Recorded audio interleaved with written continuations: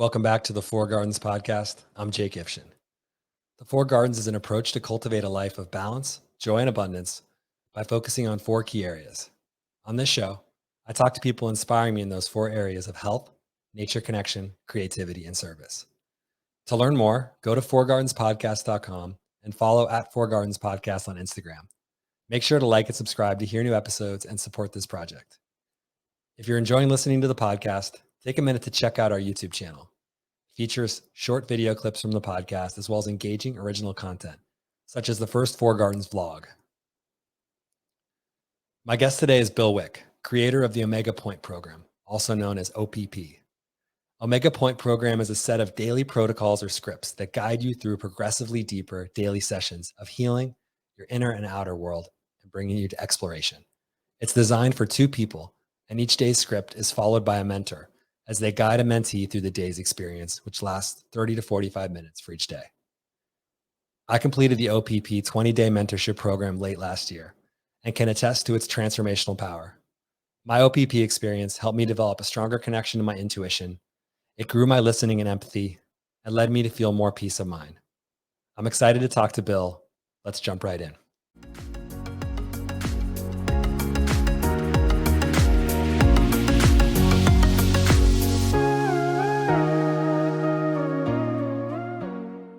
Bill, thanks so much for coming on the podcast today.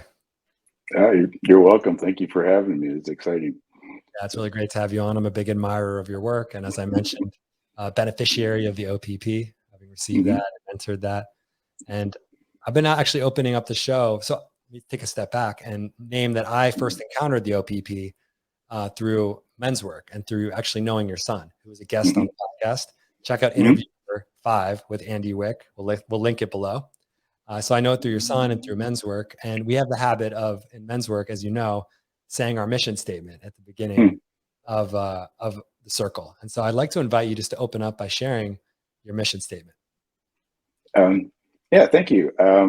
Actually, my mission statement is something that's been fairly stable for almost 20 years. So it's, I am the one who co-creates an enlightened world culture through healing, teaching, and aligning with the divine is the way I put it now. I always change that last part just depending on what's coming up, but it's the healing and teaching is something I've been doing for 30 years now. Yeah. And I know the evolution of that teaching has brought you to this point where you created the Omega Point program. And so I really, having experienced the Omega Point program, really see it as fitting with your personal mission. I imagine it is kind of the culmination, I guess, of that mission, right? Yeah, you put it perfectly. It's it feels like everything finally came together in the OPP. I've been doing trainings for 25 years, putting them on. I've had 3 trainings going before COVID, and they were all effective, but there wasn't any real strong follow-up. I didn't have a dedicated organization or anything to do all that. And the OPP was a chance to pass on and share my technology and healing approach with other people. And it turned out to be much more powerful than having a 3-day training, that has an impact, but it doesn't have it isn't something that integrates into people and makes it part of their life. And the OPP seems to. It seems like when people end the 20-day like you did or the 40-day, it's That's almost, yeah, it's integrated. It's almost like they take it on as their way of being with people, at least elements of it. And so we've been really excited about the impact it has. And it does. It feels like all my healing stuff came together in a cool way that was totally unexpected. And it allows me to feel more at peace in my old age, that it's whether if I died tomorrow, I believe that the OPP at least will carry on and pass on, what I hope to share with others all along. So I believe it will too. I agree. Yeah. And I want to come back to how you wove together the different threads you brought together around OPP. But actually, before we get to that, I want to ask just about the innovations that OPP has over the other trainings, like the model and the structure of it that's made it so effective. What do you see as being those innovations? Well, so So one of the innovations of the OPP itself is having it every day for 30 minutes. I did do a training once where there was the follow-up was a one-on-one afterwards. And I did that with this one young guy. He had a lot of energy and interest in healing and doing that kind of work like you do. And I enjoyed that a lot. And what he did is he took me through the same process every day. It was like whatever was going on for me that day, we went through this process and looked at how I was approaching it, what I was feeling, and then we would flip that around and see if there was another perspective that I could take. And it was real helpful. And it was the same process every day. And even then I thought, this would be cool if I could change the process every day and just keep building and integrating some of the healing processes that I've developed. And so I think it's unique as far as doing a one-on-one journey to learn a healing approach. And actually what that excites me as a way to do education. I've always wanted in the back of my mind, not only my healing stuff, but my theory stuff, is to teach it in schools to kids and stuff. And to me, the OPP approach of one-on-one, it kind of reminds me of what I've heard from the ancients. It's that they used to teach kids, not in some school setting, but like an older person taking a kid through a walk in the woods and, teaching them, see that bird does this, this, and this, and, and here's how you can call it or whatever. But it's a one-on-one thing, and the OPP kind of captures that. And it's the only one that I know of that does that in that way. And then the healing process is, like you did in phase 0, the reframing, the regression. All of those I simplified to their very core. I've seen many regressions, many reframing, and they all have their own language, and they all have from 8 to 20 steps. But the OPP takes all of them to their very core. There's no wasted steps. There's no fancy language. It's all, the language is, as much as I could, describes exactly what it is. And so I think it's unique that way. And I think one of the unique things that you might have experienced is because the scripts seem to be so effective, the mentors, the people taking the other person through the processes, get this, it's almost a high. It's like a hit of adrenaline when you actually help somebody with something. And there's this feeling of being of service to somebody in an effective way and actually seeing a difference in their life. That somehow that gives a person an energy, a high, and it's really cool to see men and women get that high, even though they don't have all the facilitator techniques and stuff that I might. They're able to, have the same effect through the protocols and the scripts. Yeah. Well, I'm going to get to use a process I learned in OPP now, echo process, and reflect what you shared. Okay. Which you said, part 1 was mentorship. You were sharing that the one-on-one education, which I want to come back to that, but that's so powerful. This one-on-one learning and healing approach, I think, is really powerful too. So I'll reflect that one was a big one for me. I'm going to maybe do them out of order. The third one you just shared was the joy, the meaningful reward we get from helping others.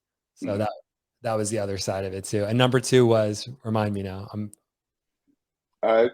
That there's certain techniques that are simplification. That's right. And making them fundamental, not some fancy, with a bunch of different words. Yeah. That's right. Because it was so accessible. So each day in the OPP, you just have a simple reading assignment in the 20-day program, at least, where it's 10 minutes to just quickly pick up a process you get to use right away. So it was, I think it really is, those are 3 really powerful innovations that I'm working with too, as I feel like culturally we think either big group or solo work. And I think this duo work, this mentorship approach, I noticed I just got to lead a workshop for the first time in person a couple of weeks ago since COVID, really a big workshop. And just getting people into pairs and creating sharing space one-on-one took them so deep. It really Yeah. was incredible. We were working on our mission statements and writing poetry about our mission statements and Mm. creativity. And I was blown away by how open people were ready for this one-on-one thing. And I just, to create consistency around that and structure is just what I needed. And I know Yeah. so many others I met now Yeah. like reflect the same thing. Yeah. Yeah. I think it's in our blood somehow that there's something about the one-on-one, and I think in the past, people were more naturally mentors and they had opportunities to be a mentor to a younger person. Today, it's only for grade school teachers that, they get to work with kids, and then it's 30 on one, which is just chaos. Half the time it's just a disciplinarian rather than a teacher. And so the other thing I think it does that's unique is, and you might have experienced that, is it creates an intimacy between two people, especially two men. I've seen it between two ex-convicts. It's hard to describe other than a loving relationship. That one guy said, "I fall in love with everybody I take through the OPP," and I think that, yeah. So, and you got to experience that. Yeah. I've experienced that. And the guy went through it with Boris. He's a guy in my men's group, a guy I found very likable and inspiring, but just another guy on this, I hadn't gone that deep with him, or it was totally transformative to take this OPP journey where I feel like he's my brother now. Like we're always going to be there for each other, and we're going to do phase 1 together too. And it creates a level of, I'm really actually recommending it for some people who have named that they want that deeper connection in their life, that deeper friendship, feeling loneliness, which is so common right now. And they need that, it's like a soul level friendship. It's like probably the best way I can describe it. And I think everyone needs a few more of those. Certainly I didn't think I did, but when I got that, I was like, wow, this was incredible. Wow. That's really cool to hear. That's one of the things I see it as sort of like a vaccine in its own way. It's like COVID came, and COVID added to the isolation that many of us already feel. I mean, it's just our society and culture is breeding isolation. And then COVID took that to a whole nother level. And the flip side is COVID made it possible for this to develop. And so it's almost like anti-COVID, anti-isolation, because it does connect two people so powerfully, even over the phone. I mean, even if you don't do on Zoom, just to hear a person's voice. And I think what it allows, because there's a script, it allows me to connect with the person and be with them and hear what they're saying without having to figure out some next question or how to fix it. I just read the damn line, and it just moves. It moves even when it feels like a little awkward. It always straightens out in the end. And it's just, it's such just a nice way of being with another person. Let's talk. I want to ask a little more about that, of how structured space can help us go deeper and why that is. Because you just mentioned this quality of, I just have to listen and ask the thing off the page. And for some reason, I've fallen in love with structured interactions. I love gold mining and men's circles and facilitated things. And I'm like just thinking this through of what kind of safety that creates, or what kind of openness that structure can create for us. Yeah. Well, I had an experience that attests to that. Is I wanted to do my ex-wife, and so and we've shared our spiritual side since we've been separated and stuff, and we're like best spiritual friends now. It's almost like we're spiritual husband and wife versus the social or cultural husband and wife. And I heard more in the first 4 days of her sharing openly and just feeling safe to share. She told me, I don't know how many things that I've never heard before, and she went deeper in that. And so there's something about the structure, especially setting out right at the beginning, that I'm simply going to listen to you. I'm not going to interrupt. I'm not going to judge. I'm not going to do the things I would normally do in my social persona. I'm going to be in this different place and listen to you. And somehow that creates a safety. It sets boundaries that people just start sharing, and they feel so free to share. And so I think the active listening part, as well as the structure, helps to create that, what we call in the men's work, container. It creates a container that's safe. It has rules, it has agreements that we make that keep it safe for both people. This has been more and more aware of this, of how the structure, how even it takes some discipline to not want to fix somebody else or want to help. I Yeah. feel like there's a lot of strong cultural conditioning around helping and fixing each other. And it feels like just being with somebody, this chance to just, it's really, I think, been made clear to me by the men's work and by OPP that just witnessing, just being with somebody in Mhm. person or on the screen or on the phone and listening is enough. That I think there's so many of us craving that right now.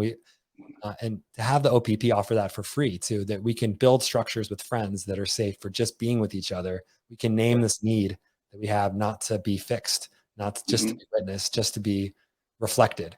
Yeah.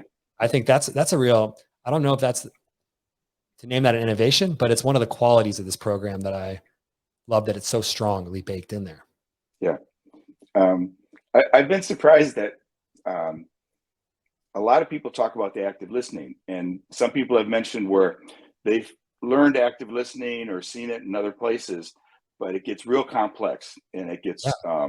it's got all these levels, and so a person doesn't automatically know what to pull from when they're listening. And in the OPP, it keeps it so simple. There's only three things you can do that you do, and one of them silence. So it's very simple to apply the active listening. And I found it really powerful, more powerful than all the other processes of active listening that I've heard. And the other thing that I'm kind of getting a kick out of is a lot of people like and talk about the 12 things or 11 things you're not supposed to do during active listening. And they sort of have fun with that. And they talk about, I do that all the time. I do that all the time. And so, with that emphasis on the 11 things not to do, that's the hard part. But we make it sort of a game, and we make it like it's not like shame on you for breaking one of those. It's like, you did it. It's kind of a fun thing. And I don't know your experience with it, but I'm getting a lot of that feedback. Oh, you really brought good memories back for me from that part of the program. I'd forgotten a little bit about that. And I was Uh, really good at playing that game, which means I was good at breaking the rules of active listening. I had my partner, Boris, for OPP, oh, okay. and a lot of laughter because I was really going overboard with some of those, the breaking the rules. And so Yeah. that was a great day of it. And yeah, I think that's one of the, I think, good examples of making it fun, making it simple, that I really loved about OPP, is that brought active listening into a lot of clarity. But Yeah. then there are these processes too. So we have all this active listening in OPP that we do, Hmm. but then there are these, there is a chance to help the other person. It's not all active listening. It's not all reflecting. There's Yeah. also these guided scripts we go through, reframing, positive intent. Share a little bit more about how a few of these found their way into OPP and how you're offering them Yeah. Um, when I um, so I have an engineering degree, and I graduated from Notre Dame with an aerospace engineering degree, and I went into Ford Motor Company, and I was in working in the headquarters and stuff, and then I worked in Toyota, and all the time I was basically, I would say, ranging from agnostic to atheist. I had when I was in college, I just broke from everything, and I said, some of this seems like hogwash. Maybe it's all hogwash. And so I broke. And then in 1990, when I was 40, I had this kind of spiritual awakening. And all of a sudden, I realized there's all these other dimensions, all these other things going on. And that came from my brother, who had just become a hypnotherapist. He took me through one of the processes that we use actually in phase one that you haven't done yet. And so from that place, um, I started doing workshops to try to understand what happened to me. So for 2 weeks, I was in this altered space, and no matter what question I asked, an answer would come through. It was all kinds of things happening. So I call it my cosmic 2 weeks. It was like off the rails as far as things happening to me that I never even knew were possible. So I started taking all these workshops to find out what happened to me, how I could bring others to that same place. I got certified as a hypnotherapist. But one thing I did is I probably went to, I think, 14 workshops, 14 or 15, like weekend workshops. And some of them would have a book you'd read beforehand or whatever. And then I wanted to teach it in MKP. So I took all the handouts from the 2 workshops and I looked at them, and they fit into 2 piles. And one was, after looking at them, was reframing, and the other one was regression. And every single one of them had different number of steps.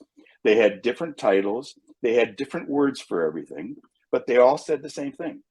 And I go, holy crow, I don't need to go to any more workshops. They're all just twisting the words of these 2 processes. And so I looked at the processes and I worked with them, and I got them down to the minimal amount of steps without made up language. And so that's how the regression protocol and the reframing protocol came from, was that process of simplifying all these different processes I heard from everybody, but we're basically the same thing. So that's where those 2 came from. And then positive intent was something that kind of came out of the blue. Well, I just want to reflect back that I love that you had this engineering Yeah. mindset you brought to spiritual development. You had this peak experience, this incredible 2 weeks that feel curious about too, to hear more. But I also just want to reflect that I like I can feel the engineering background in this, that how do we create a replicable, clear way to get back to spiritual connection, to get to our higher self. So that's really cool to hear that story. Yeah, and the other part of that was the engineering. And then when I was in college, it was 69, 1970, and computers were just coming online. And so in the engineering, we had to do work computers, and we had to use, it was basic Fortran or something like that. It was real basic language. We didn't have any software for programming computers. And so I learned to write a program that was step by step. I had to think about, okay, how do I think through a problem? How do I work this problem? And then put it on paper so a computer could do it for you. And so not only did it teach me and train me to reflect on what I was doing and how that worked, it also got me to put it down on paper, A, B, C, D, E, F, G. You can't just wave your hands and say, well, to a computer. You have to put it down. And I think that linear logistical practice kind of trained my mind to put things into some sequence where they made sense and could be, you could duplicate the effect because you had the same sequence, each time. So that was part of it too. That and my hypnotherapy instructor was a genius at protocols. Just he's one of the most far out men I've ever met. But he's a genius at putting protocols together. So that helped me too. So I've had a chance to listen to some really great interviews with you, Bill. And I think since I'm the most recent interviewer, I'm inspired to ask, if there are any recent developments with OPP2, or like, what are some of the latest inspiration coming through? Yeah, thanks. So right now, we started with OPP phase 1 and 2, which pretty much was all the content from my 2 trainings, actually mostly the next step training. And then some of the feedback came that some people who were newer at facilitation weren't as comfortable facilitating it. And so I created phase 0, which was 20 days. And it was a chance for somebody to experience facilitation without going into trance states and doing parts work, where it's more unfamiliar because you're in kind of like an altered state and in an inner world that's foreign for some people. So phase 0 became, which you did, is for 2 people to learn some facilitation skills and the basic experience of facilitating another person or mentoring another person.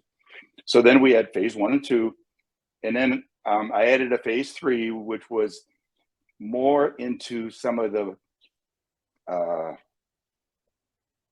more controversial kind of things, like spirit releasement, which gets into some things that some people just aren't familiar with, and it would wonder what's going on with all that. But that's some real powerful work, and so phase 3 is one of my favorites. And now I'm writing phase 4, which gets into creating a context or a worldview that captures not only what we cover in the OPP and provides a better understanding of it, why it works, how it works, but basically provides an understanding how life works, how the universe works. It's a complete, fresh look at what's really going on in the universe.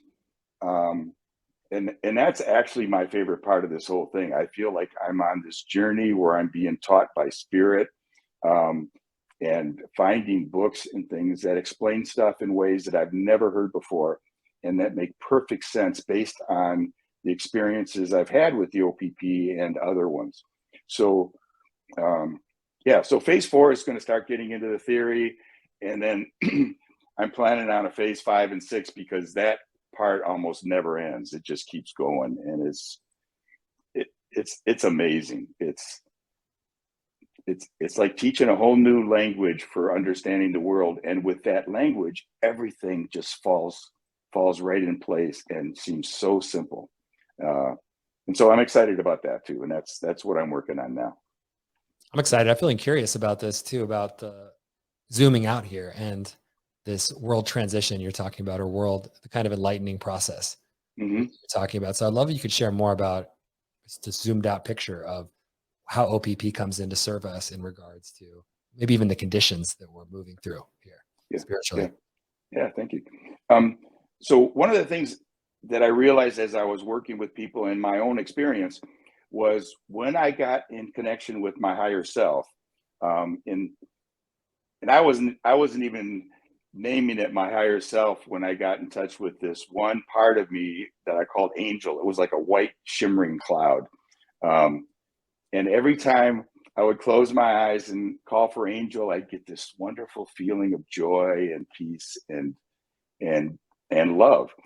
And Angel would tell me things and also kind of direct me on what to do next.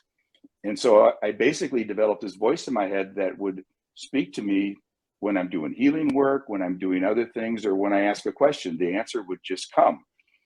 And, it started with some real simple things because I was so new to this journey. And, things like, there's something about pyramids, I say, what about pyramids do I need to know? And it says, well, for now, you just need to know there's something about them and they're worth looking into. And so that's how a lot of things started. And then I would study it, and then I'd have more of a language and perspective to learn about pyramids, and then more messages would come through.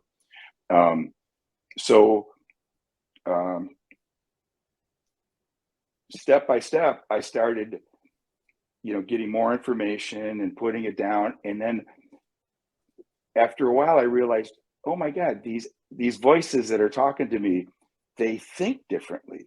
They think in a different way than the way we think and the way I think. And I started learning this other way of thinking about the universe. And from then on, everything just kept moving faster and faster. And then it came to the point where the answers seemed to just come from inside me rather than some from this other entity or from Angel. And when I was writing, I would just go into a zone and could write things that were things I didn't know before, never heard. They would just come through. And so that's been a real adventure. And I think some of my favorite times is just closing my eyes and just hearing this new perspective on how the world works. And so my big challenge is how do I capture that and then convey it to others? And that's been a huge challenge for me. Even bigger than sharing the healing stuff is this theory stuff. It's very different. You're saying capturing the theory in terms of the bringing it to others. So I'm hearing this joy you feel too of Angel, of the spirit voices coming through you, and these kind of downloads you're getting that feels something like a really pleasurable kind of experience, or pleasant, or powerful type of experience. And then I'm also just hearing, last thing you were saying was that there's some the challenging part. Could you say what that is too, of expressing it? There's two reasons I think for that. One of them is most people, when they come into doing this work and doing trainings, they want to be healed. They want to feel better. They want to get rid of their triggers and have life be better for them. So they're not much interested initially in theory. They don't want to know how the universe works. They want, make me feel better. And so the OPP does that. The OPP just takes it step by step, and people feel better because they actually get to resolve certain issues in their life, or reduce triggers, or have more peace of mind. With the OPP, and especially somebody who's gotten up through phase 3, to me, I feel like they're in more of a position to be open to more theory, and now they want to understand more about themselves and the universe. I see. And so to me, the healing has to come first.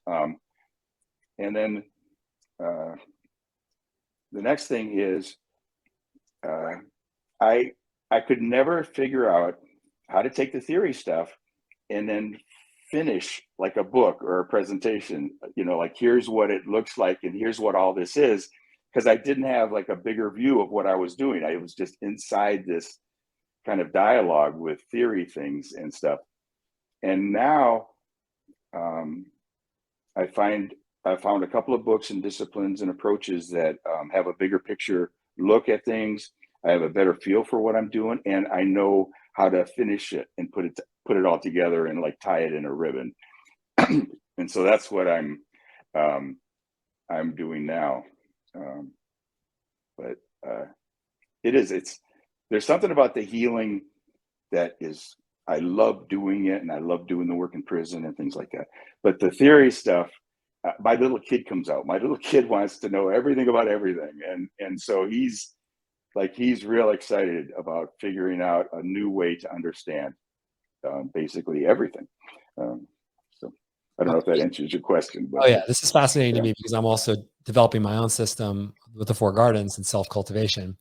And I'm having a similar experience where the healing comes first. Is really, actually, this is helping me a lot hear this, because I'm noticing that for me, what's first is to heal myself and so my approach is about bringing life into balance, is caring for yourself each day and tending yourself, raising your awareness in these 4 areas of health, nature, connection, creativity, and service.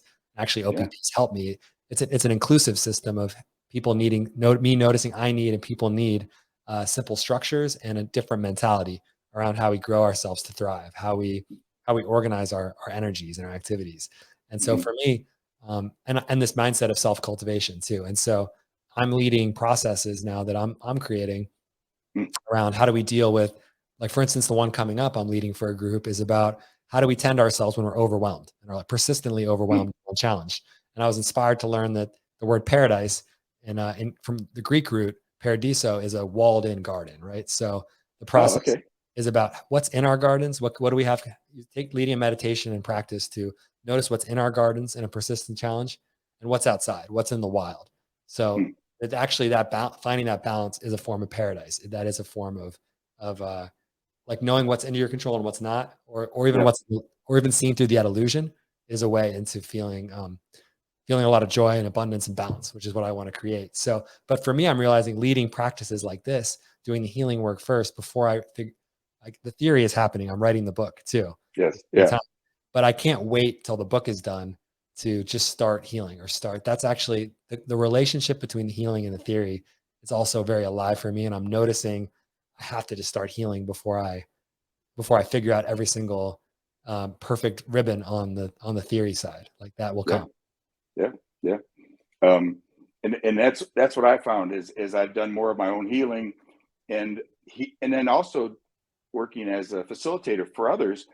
I get to observe actually how the human mind works. And I've had my approach being described as more of a consciousness approach than a psychology approach. And, I've had discussions with psychologists and things, and there's a certain perspective psychology brings versus a consciousness approach. And just from the words of your 4 gardens, service, creativity, that feels like a step beyond psychology. So just from the titles, I can tell you're onto something. That's beautiful. Yeah, thanks for reflecting that. And it feels good to also step away, to name that I think psychology and OPP, consciousness healing, and all this works important. And then maybe my gift though is to, or my gift feels like right now is to offer an inclusive framework that doesn't require a dogmatic religious belief or anything like Hmm. that, to create a lifestyle, to say like, my approach is coming out of being a practitioner of men's work and OPP now, and seeing like, hey, I also am realizing that men and women, I'm including everybody in my work Yeah. always, is we need to think about how our lifestyle is designed in reaction to the modern condition, to the modern space. Like I see OPP doing that too. We were talking early in this conversation about how during COVID, OPP becomes more relevant. It becomes a tool, what you've developed, to react to the modern condition of humans, which is that Yeah. we're isolated. And so Yeah. we need a mentorship program to be created for us. And like, so for Gardens, I say, oh, we're missing out on every day connecting to nature, every day being aware of our health and deeply connected to our bodies, deeply Hmm. connected to our creative. Our art has been commercialized, service has been turned into business. So to me, it's like, can we zoom out of the work-life balance and into self-cultivation? So I see it, I'm meeting perhaps a different need than you, but I love the way Hmm. our two different approaches, I feel like they're very compatible to work together, different Yeah. challenges. Yeah. Yeah. And what I like about what you're doing is you're taking these basic concepts and applying them to these four areas.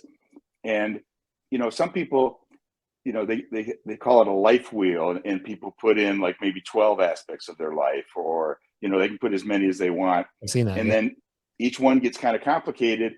And what I like you're doing is it's almost like you're working with archetypal Yes. things. And so when you have an archetypal approach, like to service, you're taking a real fundamental word of service, and it can be expressed in our culture as business and providing a product and making money, or it can simply be taking a little kid for a walk. So to me it's more broad, and I can, if I think of it as service rather than making money, it changes the whole dynamic of my attitude and stuff. So um, yeah, I like what you're doing. And then I'm guessing that you're helping people with certain techniques that are going to apply to other aspects of their life. It's not going to be just those four, but that's going to be their primary. They're learning the fundamentals. Yeah, So that's the basic framework that I want to start people to raise awareness around. And I think one thing that happens for me when I work with the four gardens is that I notice what gardens are either underwatered or overwatered or untended or being neglected. And oh, so that's cool. the idea is to plant more practices in the gardens where you're missing them. So maybe service is underwatered for you, that you're working really hard to make money, but you're missing out on doing acts of service for others that are really meaningful to you and to the recipient. Yeah. And Yeah. so we can offer practices that, or around health. There's many health practices I work with. Yeah. So Yeah. go on. No, and I get that you're using the garden metaphor as a way to explain certain things. And I like that a lot. I mean, there's a Rumi poem about tending your own garden. Are you familiar with that? I'm not sure if I am. I'm going to find it Oh, immediately. But oh yeah, I got to get that to you. There's a beautiful poem about tending your own garden and seeing that the garden is died and blown away, and spirit is talking to this guy and says, what have you done with the garden I gave you? And so to me it would fit in real well with your metaphor of the garden for these things. That's really cool. well, I'm now a collector of garden poems, especially transformational garden metaphors. Anything like Uh-huh. it's like going right in the Google Doc for the Yeah. parking lot of those. So Well, I'm I'll find that one from Rumi because I think you'd like it a lot. So yeah. yeah, and we had a nice podcast guest who talked about Sufism and Rumi on the podcast, Omar Uh-huh. Ryan. I'll encourage people to check out how he talks about Sufism, and he links it to all the spiritual traditions of how he says it's embedded. We all love everyone loves Rumi now, but Rumi is an Islamic theologian and a theologian and jurist. And he talks about how each tradition, Judaism has Kabbalah, Islam has Sufism, how there's a deeper mystical tradition embedded in these old religions, these Yes. that are often practiced culturally. Like I'm a Jew, but not much Kabbalah growing up. And so I Hmm. think getting back to OPP, like I wonder how these higher phases too are meeting the human need who aren't part of one of these ancient mystical traditions to have this experience of unity consciousness, of like mystical merging. Yeah, I mean, just on that subject, I once heard a statement, and it was talking about just exactly what you're talking about. Like you have Islam, and then you have Sufism as the mystical, sect, that's associated with Islam. And this one person said that the more esoteric or mystical sects of each of these religions have more in common across the board than they do with their base religion. Interesting. So a Sufi is going to have much more in common with somebody who's versed in the Kabbalah and is a mystic, along the Jewish tradition, than he does with an Islamic who has learned fundamental things that they're supposed to obey. And that's more of like I call it crowd control kind of approach, is basic Islam. But the Sufism, that touches the deeper spirit, and there's a lot in common among the esoteric sects of each of the religions. So that's pretty fascinating too. And one theory for that that's coming up for me now is that because as we get closer to unity consciousness and true love, like deep abiding love, deep abiding connection to self, that those cultural differences start to melt away. Wouldn't that melt away with identity and ego? If we're transcending ego, so much of that cultural identity of cultural Judaism or Islam or Christianity or Buddhism, whatever tradition you're coming with, I see how that would define self-perception or self-identity. But if you're going to transcend that, that would of course melt away with everything else, and you get closer to a state. You're just finding another pathway there, maybe different tools.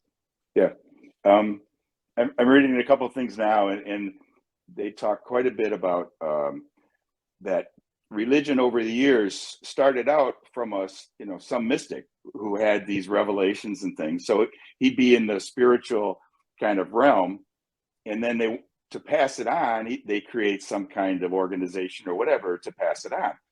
And when they start passing it on, they start creating rules, and they start creating things that are appropriate for the culture, just what to eat, what not to eat, and things like that. And so basically it divided all the teachings of religions into two categories. One is the real spiritual essence, and then the other is the cultural applications. And that over the years they've gotten merged, and we don't even think about the two areas. We don't differentiate those two groupings. But what we're talking about now is that the religions can be very different from each other because they're more about the cultural application of the spiritual teachings, and the mystical part is simply the spiritual teachings, which are I don't want to say absolute, but they're common among every single one. Anybody who gets to that stage of consciousness is getting the same kind of information and insights and revelations. And so that's where they have a lot in common. It's interesting. I was just also reminded of Thomas Aquinas too, who talks about human law versus divine law, right? And how I think that there's I think when we're looking for one system to do everything for us, that these things get mixed too. He talks about that, he's linking law to different, in my memory of this, linking law to what have humans come up with, what does God come up with for us? And I mean, I think that when we're trying to order a society or structure a society, that religion has had a lot of power to keep people organized, crowd control. I love how you said that, of keeping us living together and cooperating or collaborating towards the same end, whether that end is good or bad. It's been both extremes of each in history, many extremes of each, both positive and negative, going different directions, damaging, we could say, or healing. And I think now, since we have this cultural context in America of different people coexisting in these different traditions, like America does offer us a lot of cultural framework to operate in with, and a lot of conditioning too, to be here, that just like I imagine other cultures too would condition you in ways that would limit you from reaching a unity state or spiritual consciousness or a state of abiding love, let's say, however you want to call it, Zen, Nirvana. And so I think about I'm involved in yoga, and breath work too is another spiritual practice for me to get me there. But I think I didn't know OPP was that when I got into it, because I came into for the healing and the connection. I was looking for more of that. But now hearing you share earlier that there are these phases you're building on top of phase one. And I mean, would you define this as taking us to that Is that what it's starting to offer? Is it taking us to that higher self unity consciousness that the mystical tradition is being built in to OPP? Yeah, absolutely. It's there's I would say there's two characteristics. One is in a lot of the work people are doing today and everything, there's this multicultural element to it, and postmodernism, which may mean different things to different people. But basically, part of the postmodern is that everything is culturally based. And so there are no absolute truths. There's no universal principles. There's just culturally based things. And I think that's true for crowd control, but I don't think it's true for the mystical aspect of these things. To me, that's not culturally based. That's based on universal principles. You can call them universal laws, whatever, however you relate to that. And so by focusing on the universal laws, it's almost like we can create a monoculture. We dive, it's almost above, you can say transcend, or we go below all the cultural stuff that's going on the surface, all the chaos, all the bickering, and it just drops below that into where we're all one, and we're all one in these kind of like having an instinctive feel for these spiritual laws, that we all have sort of an inner moral code and everything, and they all kind of like align with that, unless we've been conditioned out of it. So to me, the OPP does two things. One is it seems to be more universal and doesn't offend people of different races or different sexes, versus men and women, and that it tends to be more of something that we all have in common. And I like that part of it. And I've been real sensitive about that, because I've seen a lot of young Black men doing it from this one New York group, and women that I know. And I've been real sensitive about that. And then as far as one of the first things that we do in phase one, we start going deeper into altered states. And then the first thing we do is get in touch with the higher self. So I want to make that connection as soon as possible, and then let the higher self direct as much of it as possible.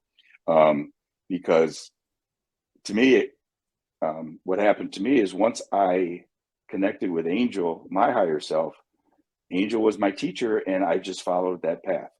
And so to me, my job as a coach, a mentor, or a facilitator, what I want to do is get somebody connected to their higher self, and then let that take over.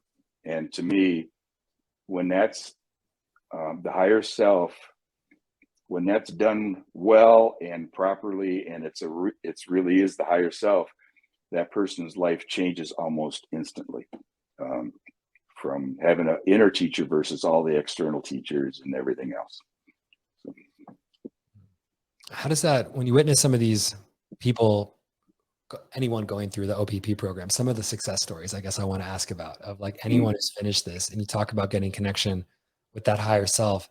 I mean, I've kind of started to witness this as people graduate from the OPP, but how does that end up reflecting through humans, any human that finishes this phase one, phase two? You see, like, what are you seeing? So what I'm seeing is every one of them has a connection to their higher self, and some of them describe it as it's right there all the time, that all they have to do is almost like, have you ever seen people trying to, think about something, they just kind of look up or whatever? It's like they get that look on their face, and they're just connecting to their higher self. They're listening to what's coming through. It was funny to watch Andy do that when he just finished, and it was so new to him, and it was really, he would say something, then put his eyes up, and it was kind of cute actually watching the whole process. And so people talk about having access to it. That's number one. I had one guy, one of my good friends has mentored about 10 people so far, but he mentored this one guy who's a 33-year-old corporate guy. He's got his own company and stuff like that. Had no sense of spirituality whatsoever, wasn't religious or spiritual. And his experience of the OPP phase 1 and 2, essentially this guy, the mentor, described it as an enlightening experience. It changed his life. It opened him up to other dimensions, his inner world. Um, and it's been really cool to be with him at different times, seeing him before and after the OPP, and it's just a world of difference. Um, Most people talk about not being afraid anymore, that they were so afraid of certain parts of them that seem so dark and nasty. And then finding out that not only that they could actually engage with these nasty parts and find out that at their core, which is the positive intent piece, that they actually have a positive intent and they want to help, and then working to find new behaviors that are more helpful than what they're doing now. So I would say that's one of the most common feedbacks is I'm not afraid anymore. And I'm more compassionate to other people because I know those people have those nasty parts inside and they just haven't had the tools to work with them in a good way. Um, so, um, Yeah, just to get back into that for a second of so like I mentioned, I have a seated meditation practice where the practice is to breathe and to be present with myself, to go into that witness state of mhm, one point in consciousness. I'm practicing a Kriya yoga. And it's been really powerful for me to witness the motion of my own mind, to step outside fear, step outside the racing thoughts. And it's been powerful. And I continue to do it. And I see OPP is offering me some different kind of experience of to even in just the first level of doing this, that to sit with another person and witness these different parts of them and be witnessed. I think it's this incredible mirroring process that I can't get just by myself, where you're mhm, really, when you're seeing their parts that they've been afraid to show, and you're asking these deeper questions of those parts in the positive intent process of what do you really want? What is this? Where does this come from? This self criticism you have, or this fear you have, or this big resistance in your life, and you start to mirror that and go back and forth. It kind of melts those things away in this mhm, cool way. This early phase, it really it melts it away, and it reminds me that I see it sounds a little woo to say is we see the divine in the other person and they see it in you. I mean, absolutely. more powerfully, Absolutely. it's like you're seeing the higher self, I think is the way I like to put it, in the other person and they see it in you. And that takes 20 hours, takes 40 hours. I mean, I like that. Something I like about my meditation practice is that it's the work, it's the consistency and the practice that gets me there. It's never one session, one off, Mhm, not one session. And so OPP every day doing this continually, that I think it takes me to a place that's different, but also familiar with mhm, meditation. mhm. Yeah. Um, I had somebody take me through the OPP after I took about 4 people through it, and I wanted to experience it, and so he took me through it, and it was like Inner World 2.0. I had done a lot of the inner world work, in the 90s and stuff, and when I learned the processes and things, um, and I had my own sacred space and in my circle of parts, um, and doing it again this time, the only word I can come up with is it was enchanting. It was like the parts were different. They were all these archetypal kind of parts that I've been attracted to in different ways. Like I have Hercules statues everywhere, and Hercules was like my warrior. And different other elements would come in, and it was like the whole inner world had gone to a whole nother level, and they were so loving and supportive. It was glorious, just Wow. glorious. Um, and so one thing I like about the OPP is you could be a total beginner. Like I'm talking about that one businessman. He had he had just started doing personal work, but he had really no experience with doing deep spiritual work or any of the practices like you're talking about, yoga or anything. Um, and he was able to have this incredible experience with OPP. Um, I took a CEO of a company through it because he was running into some real problems, and he was new to personal work. And so, as a beginner, he was having some great experiences.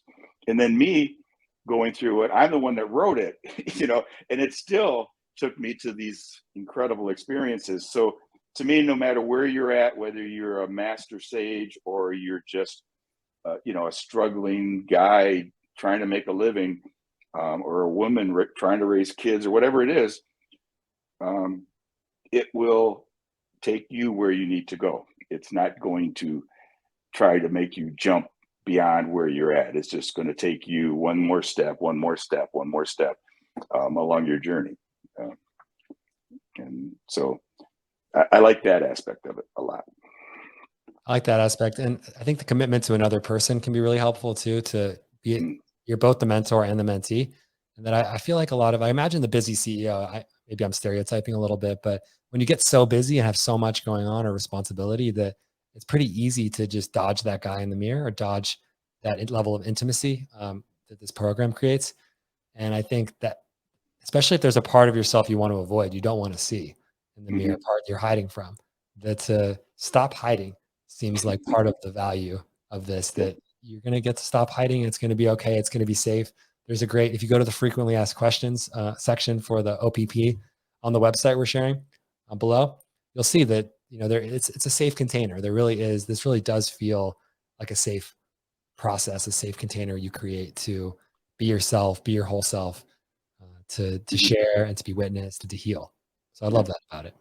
Yeah.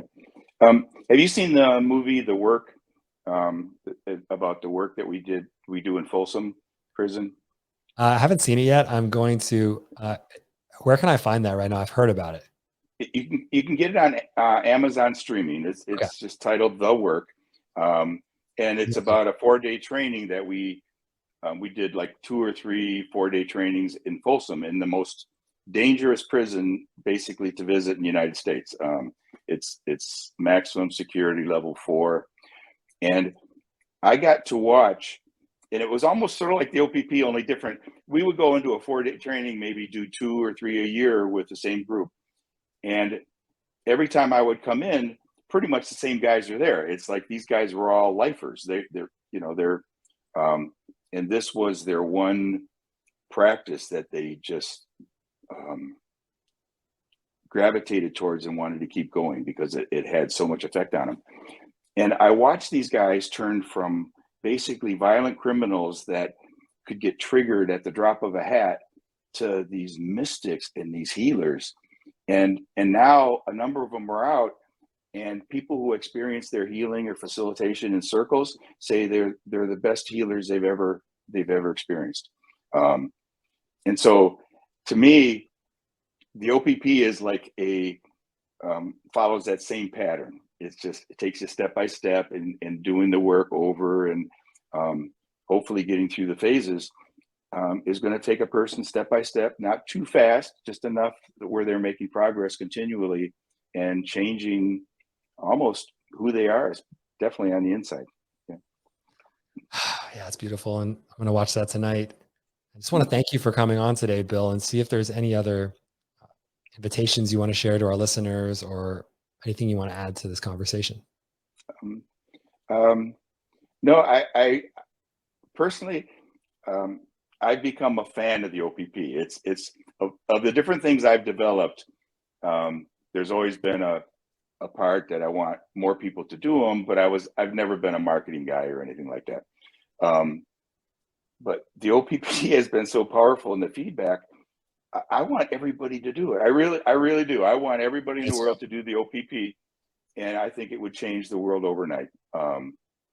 And it's free, and any 2 people can take phase 0 and just start. They could start tomorrow morning. All the protocols are on the website. You can simply go there and start. And some of the things that I've heard, touched me. One guy that did it, and then he took his sister through it. He said they were sort of close, but not really that close. And she'd been suffering from depression for 6 months, or no, for 5 years. It was this long, extended depressive thing. And he took her through the OPP, and she felt her work completely changed. She came out of the depression. They felt closer than they've ever been. My friend just felt like it was a gift he could give his sister that really made a difference in her life. And that they're closer now than they've ever been. And so stories like that just make me so happy, because here's a tool that if you want to help somebody, this really helps. And it's not about giving them advice or anything like that. So Yeah, I would encourage anybody listening to this is try out the OPP, do the 20 days and just see how it feels. And then definitely go on to phase 1 and 2, because phase 1 and 2 takes it into a magical world that is beyond comparison to anything else that I know of. So, Well, actually, that's going to be my other next step is to start it on phase 1. I'm so fired up by this conversation. I'm going to be mm, texting Boris tonight to get that going on phase yeah, 1. I'm just grateful. I'm grateful you came on to share this message, and I'm happy to be promoting OPP. That is one of the big reasons I have this podcast, is to share about practices and communities and processes that are going to help people live a better life and mm, heal and feel better and generally thrive. It's what I yeah, want. And I see the OPP as just an incredible tool for people to connect and to do that. So it's been yeah, really a pleasure to get to share your message today. And I think it was a really fascinating conversation as well. And just really grateful for you.